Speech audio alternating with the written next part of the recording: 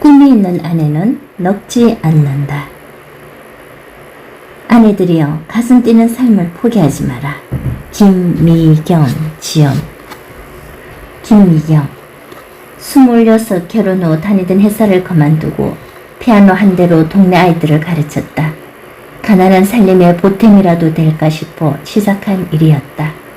엄마처럼 천성은 억척스러워 새벽부터 부지런하게 일했더니 몇 년 만에 원생 200명이 넘는 학원이 되었다.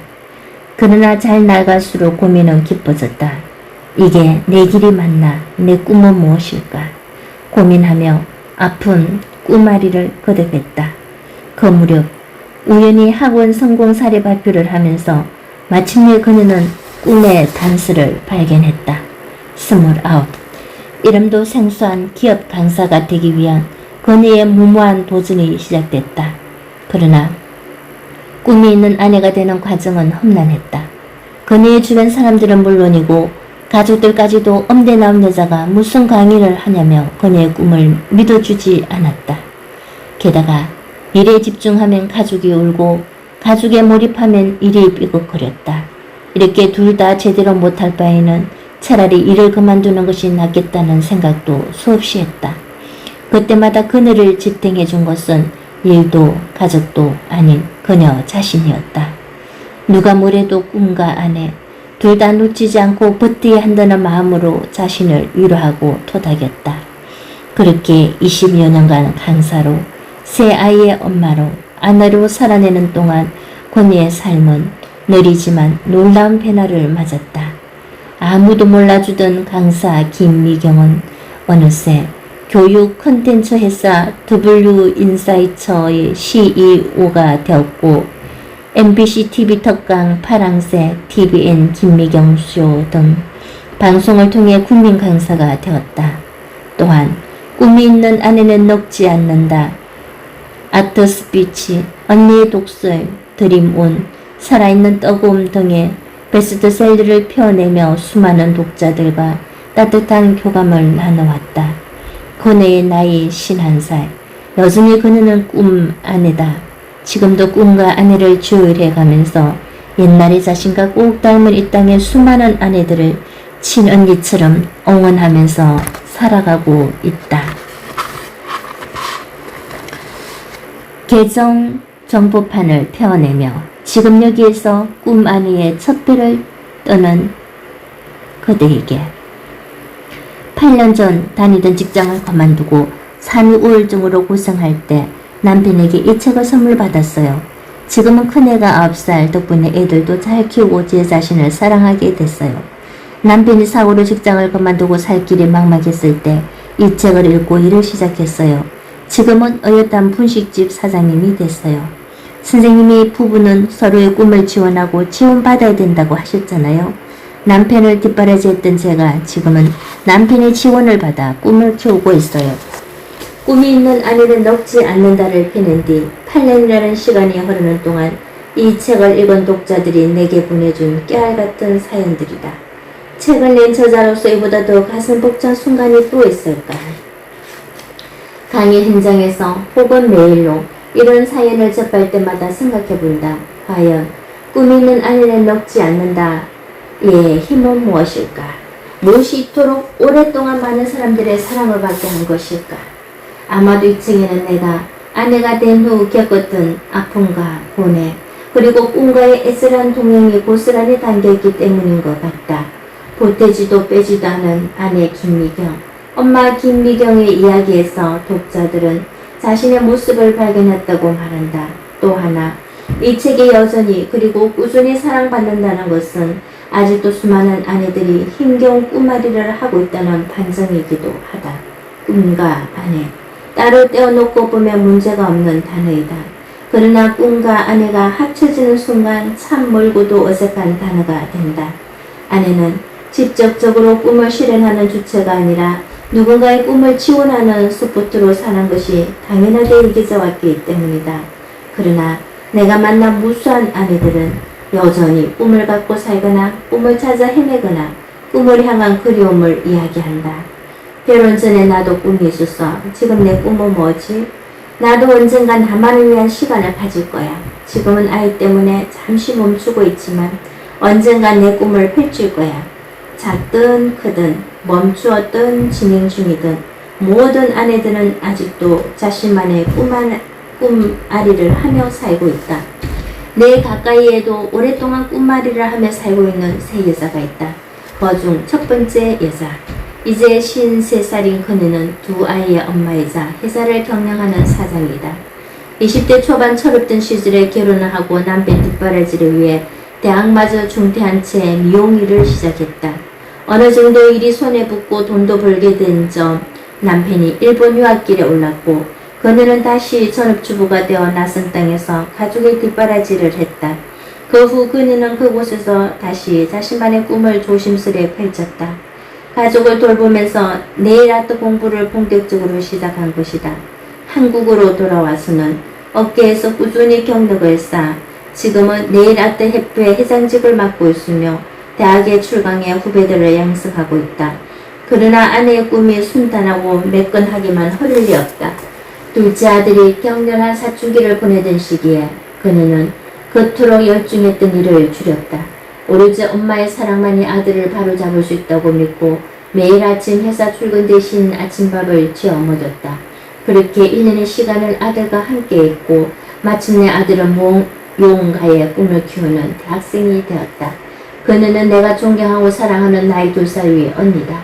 그녀의 인생을 들여다보면 전업맘과 워킹맘을 오가면서도 절대 꿈을 놓지 않았던 끈기를 만나게 된다.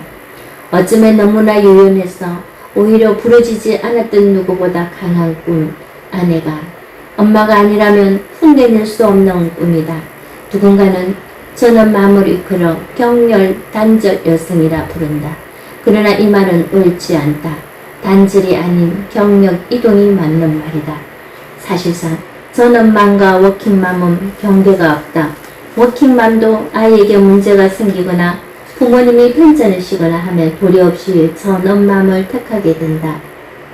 전업맘 역시 남편이 실직하거나 병에 걸리는 등 경제적인 문제가 생기면 바로 일터로 나올 수밖에 없다. 장소와 환경의 차이만 있을 뿐 여자의 경력은 지속적으로 집과 일터 사이를 오가고 있다. 그래서 오히려 남자들보다 훨씬 더 역동적으로 변화하며 산다. 또 한 명의 아내가 있다. 그녀는 대학생 아들과 고등학생 딸을 둔 49살 전업맘이다. 예전엔 여자들의 선망의 대상인 스튜디스였지만 결혼 후 육아만 살림에만 전념하며 짠순이로 살아왔다. 그녀는 친정엄마를 닮아 손재주가 좋았다. 아이들 오시면 남편의 코트까지 직접 해 입힐 만큼 제동 솜씨가 있었다. 그 재주를 쓰키지 말고 사업으로 해보라는 사람도 많았지만 그녀는 언제나 이렇게만 했다. 아유, 우리 집 애들이나 좋아하지 내 옷을 누가 사겠어요? 난 자신이 없어요. 널 뭔가 해보고 싶다고 입버릇처럼 말하면서도 막상 시작하려면 엄두가 나지 않았다. 이제 그녀의 나이 49. 아이들이 공부하러 집을 떠난 자리엔 감당할 수 없을 정도의 시간이 남았다. 지금부터라도 뭔가 해야겠다고 마음먹었지만 도무지 자신이 없었다. 난 정말 너무 아끼고 살았나 봐요. 돈도 아끼고 먹는 것, 입는 것, 심지어 내 재능까지. 이제는 너무 아끼다 못해 자신감마저도 아끼게 됐어요. 아직은 젊은 나이라는 생각이 들다가도 뭔가 시작하기엔 너무 늦은 나이가 아닐까 하루에도 수십 번 헷갈리며 고민했다. 그러다 몇 달 전부터 아르바이트를 시작했다. 옷가게에서 보안 탭 붙이는 일도 했고 식당에서 서빙을 하기도 했다. 드디어 옷을 디자인하고 만드는 일에 본격적으로 도전하기 위해서였다. 물론 아직도 사업으로 하려는 엄두는 나지 않지만 먼저 성능 좋은 재봉틀을 하나 사야겠다고 마음먹고 아르바이트에 뛰어들었다. 재봉틀을 사주겠다는 남편의 제안도 거절했다. 스스로 번 돈으로 자신의 꿈을 시작하고 싶어서였다. 얼마 전 나는 그녀의 첫 번째 고객이 되었다. 그녀는 나보다 2살 어린 내 동생이다. 10월에 열릴 내 소극장 토크쇼에서 나는 동생의 첫 작품을 읽게 된다. 아니, 49년간 기다려온 내 동생의 꿈을 읽는다.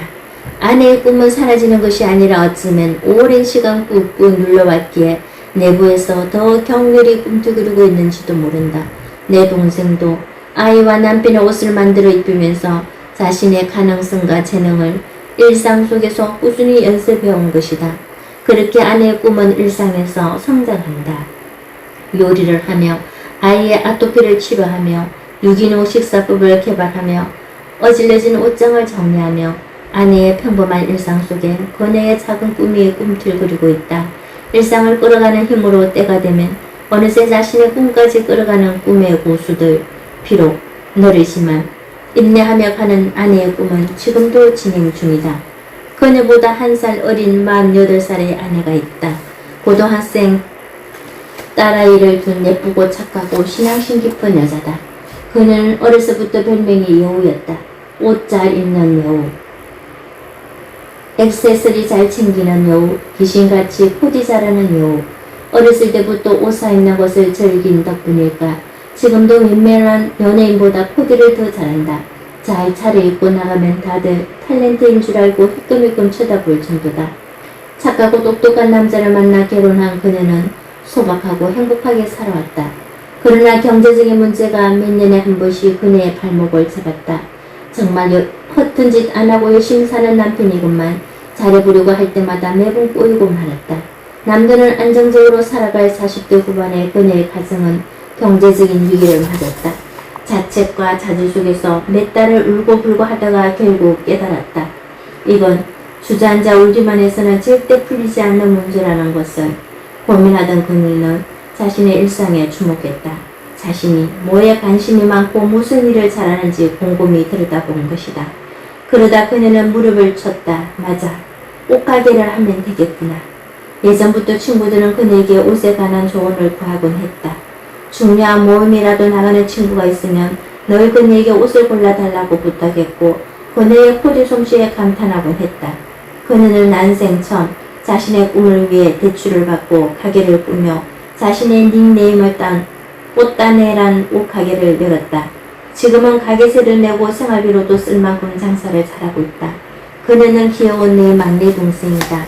느닷없이 찾아온 부정적 운명에 기꺼이 긍정적 꿈으로 하다반 기특한 동생. 사실 이런 일은 누구나 살다 보면 몇 번씩 겪게 되는 일이기도 하다. 가끔 예기치 않은 운명이 억지로 우리를 꿈에 다가가게 한다.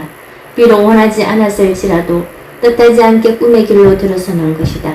수많은 사람들이 운명의 자질로 답할 때 방향을 틀어 꿈으로 답한 그녀가 나는 기특하기만 하다. 우리 네 자매의 성품은 정말 한 자매가 맞나 싶을 만큼 다르다. 성격도 꿈도 삶을 추구하는 지향점도 너무나 다르다. 그러나 우리에게는 중요한 공통점이 있다. 20대에 결혼을 했고 아이를 낳았고 모두 아내가 되었다는 점, 그리고 어떤 상황에서도 포기하지 않고 살아내고 있다는 점이다. 아프면 잠시 쉬더라도 멈추지 않았고 저는 마음으로 살면서도 일상을 즐기며 자신의 때를 기다렸다. 또한 거친 운명이 다가오면 기꺼이 그것을 감내하며 살아냈다. 그동안 내가 만나온 수많은 아내들의 모습은 우리 자매들의 모습과 닮아 있었다. 내 언니처럼 아이와 일터를 오가며 고민하는 아내, 내 동생처럼 저는망의 오랜 꿈을 가슴에 품은 아내, 막내처럼 운명에 기꺼이 답하는 아내, 또 나처럼 워킹맘으로 살면서 아이 때문에 가슴 아픈 아내. 어디서 누굴 만나든 모두 내 모습이자 내 언니, 내 동생들의 모습이었기에 널 안아주고 응원해주고 싶었다. 꿈이 있는 아내는 넉지 않는다의 계정 정보판에는 지난 8년 동안 꿈마리를 하는 아내들을 만나면서 해주었던 이야기, 나누고 싶었던 희망, 함께 가고 싶은 길을 고스란히 담았다. 아내는 희생과 내주로만 점철된 꽉 막힌 단어가 아니다. 그 안에는 무수한 꿈의 가능성과 유연성이 녹아있다. 답답하게만 느껴지는 집안이나 우울한 일상에서도 조금만 달리 보면 꿈이 펼쳐질 공간과 꿈의 단서가 곳곳에 숨어있다. 아내라는 꽉 막힌 단어는 꿈이란 단어와 함께 있을 때 새로운 가능성의 문을 열게 된다. 이 책이 그 문을 여는 시작이 되기를. 지금 이 책의 첫 장을 펼쳐둔 당신도 아픈 꿈앓이를 멈추고 멋진 꿈 아내가 되기를 진심으로 기원한다. 2014년 가을에 김미경. 초판 프롤로그. 결혼 이후 발견한 꿈의 씨앗이 오늘의 나를 만들었다. 29살 때 기업 교육 강사를 시작해 지금까지 16년 동안 강의를 해온 나는 매달 10,000명에 가까운 새로운 사람들을 만나 그들이 일과 인생에서 성취와 변화를 이끌어내도록 노력하고 있다. 물론 그 과정에서 나 역시 변화하고 성취한다.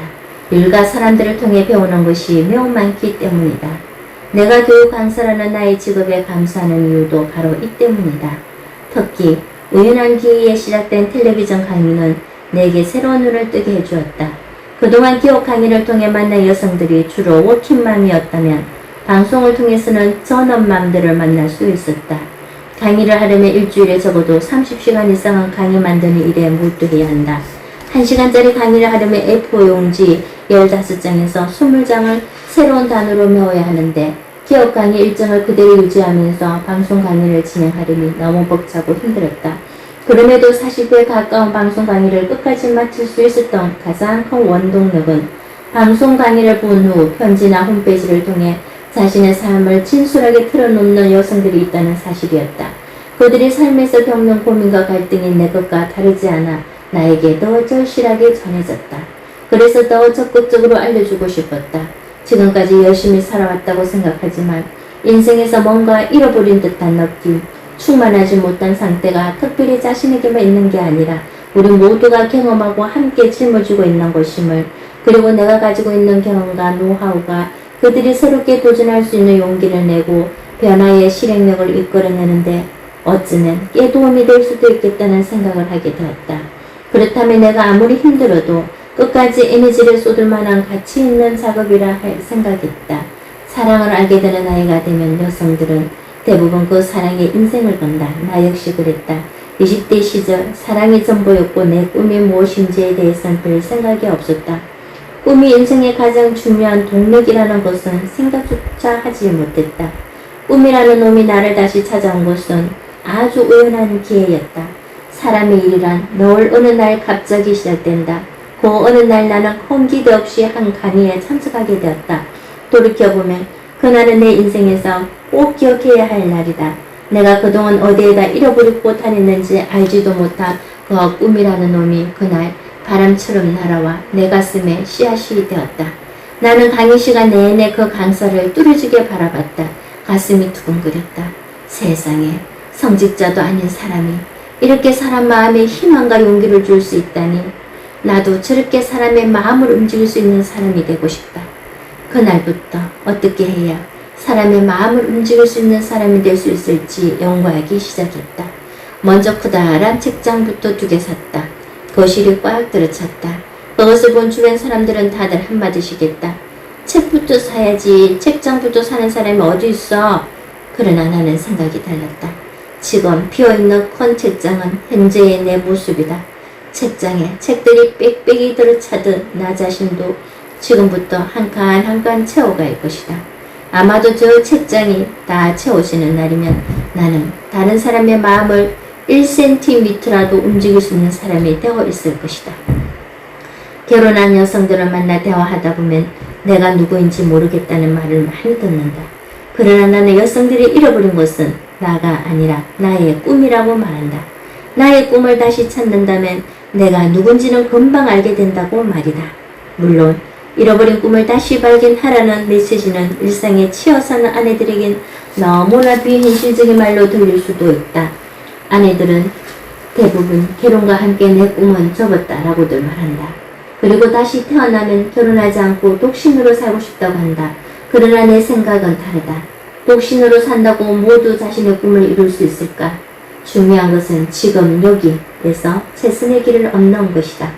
꿈은 근사하고 거창한 것에만 해당되는 것은 아니다.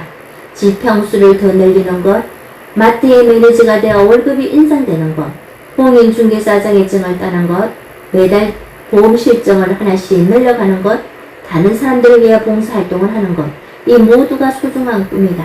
그러나 아내들이여, 꼭 한 가지는 기억해야 한다. 가족이 모두 건강하기를 바라고, 남편의 성진을 바라고, 아이의 성적이 좀 더 오르기를 바라는 것은 당신의 소망은 될 수 있어도 당신의 꿈이 될 수는 없다는 것을. 왜냐하면 그것들은 온전히 당신의 노력으로 얻어지는 것이 아니기 때문이다. 내가 지금부터 전하라는 이야기는 내 가슴 속에 품은 꿈의 씨앗이 어떻게 세상에 싹을 틔우고 꽃을 피우는지에 대해서다. 내 꿈의 여린 이파리들이 세상의 바람과 비에 어떻게 맞서 싸웠는지, 그를 통해 얼마나 단단해졌는지, 그리고 그 과정에서 얻은 것은 무엇인지, 지난 10여 년의 시간을 지나면서 여자의 꿈은 남자의 꿈보다 훨씬 더 단단해야만 비와 바람에 꺾이지 않고 완성될 수 있다는 사실을 잘 알게 되었기 때문이다. 우리 여성들은 터교의 케어 본능을 지니고 있다. 돌보고 키우는 일에는 누구도 우리 여성들을 따르지 못한다. 꿈도 마찬가지다. 우리의 꿈은 우리가 키우고 돌봐주자. 너무 늦었다고 말하지 말자. 뭐 때문에 못한다고 말하지도 말자. 우리는 우리 자신을 놀라게 할 수 있는 힘을 충분히 지니고 있다. 꿈을 잃지 않는 사람은 언젠가 자신을 놀라게 한다. 2007년 9월 김미경. 하루에 1시간씩 자신과 대화하라. 자신을 위한 시간을 확보하고 적어도 하루에 1시간씩 순수하게 자기 자신만을 위한 시간을 내자. 처음부터 그 시간을 생산적으로 보낼 필요는 없다. 무엇을 하든 자기 자신에게 집중하고 자기 자신과 대화할 수 있으면 된다. 자신을 위해 시간을 어디에 어떻게 투자할지 정하는 것도 매우 중요하다. 자신이 머무는 곳, 자신이 주로 활동하는 곳이 어딘가에 따라서 사람도 달라질 수 있고 개발하는 콘텐츠도 달라질 수 있다. 그것은 꼭 그 사람의 미래가 달라질 수 있다는 뜻이다.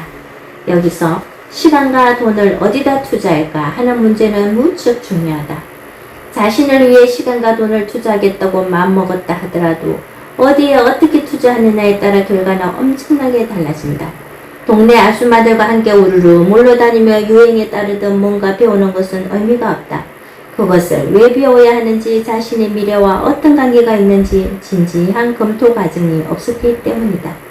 자신의 시간과 돈을 어디에 투자할지 고민할 때는 현재 하는 투자가 미래의 삶을 위해 시너지 효과를 낼 수 있는지, 단순히 현재를 즐기는 목적 없는 투자인지 따져봐야 한다. 목적 없는 투자는 하지 않는 게 차라리 낫다. 현재 돈과 시간을 내서 뭔가 하고 싶다면 일정 시간이 지나 그 능력으로 생산성 있는 활동이 가능한 곳에 투자하는 것이 좋다. 시간이 지난 뒤 세상이 내게 물질적으로든 정신적 보상으로든 돌려주는 투자, 그것이 진정한 투자다. 그런데 특히 저는 남들이 제대로 된 투자를 하지 못하는 이유는 정보 루트가 좁기 때문이다. 한정된 생활범위 안에서 주로 보는 것이 여성지와 텔레비전, 연예 뉴스 같은 것이라면 제대로 된 정보를 받아들일 수가 없다. 신문이나 잡지를 보더라도 연예인 소식을 먼저 보고 텔레비전을 봐도 연예인의 결혼이나 이혼 같은 사생활을 보고 있다면 그것은 시간을 투자하는 게 아니라 소비하는 것이다. 시간과 돈을 소비할 것인가 투자할 것인가에 대한 개념을 정확히 하고 하루하루를 지내자. 사람들은 대부분 시간과 돈을 소비할 뿐 투자하지 않는다. 게다가 그 사실을 대수롭지 않게 넘긴다. 그러면서도 행복한 삶, 남들이 부러워하는 성공을 꿈꾼다. 이 얼마나 모순인가. 시간과 돈을 쓰는 과정을 살펴보면 기본적인 포맷이 그려진다. 돈을 쓰는 주체가 있고 그 주체가 돈을 씀으로써 발생하는 어떤 영향력이 있다. 이것은 소비를 하는 행위든 투자를 하는 행위든 동일하다. 다만 그 행위가 가져온 영향력의 내용이 달라질 뿐이다. 시간이 어느 정도 지난 뒤 생각해보라. 술집이나 백화점 등 소비와 향락이 있는 곳에서 보내며 5년 동안 쓴 돈과 시간, 다양한 강좌나 중국어 학원 등 자기 개발과 배움이 있는 곳에서 보내며 5년 동안 쓴 돈과 시간, 그 결과는 엄청나게 다를 수밖에 없다. 시간과 돈이 투자 대상과 잘 맞아떨어지면 미래에 정말 괜찮은 자기 자신을 만날 수 있지만 소비로 끝나는 곳에 시간과 돈을 투자하면 소비 지향적인 인생이 된다. 시간과 돈과 투자를 적절히 조절해야 원하는 자신을 만들 수 있음을 잊지 말자.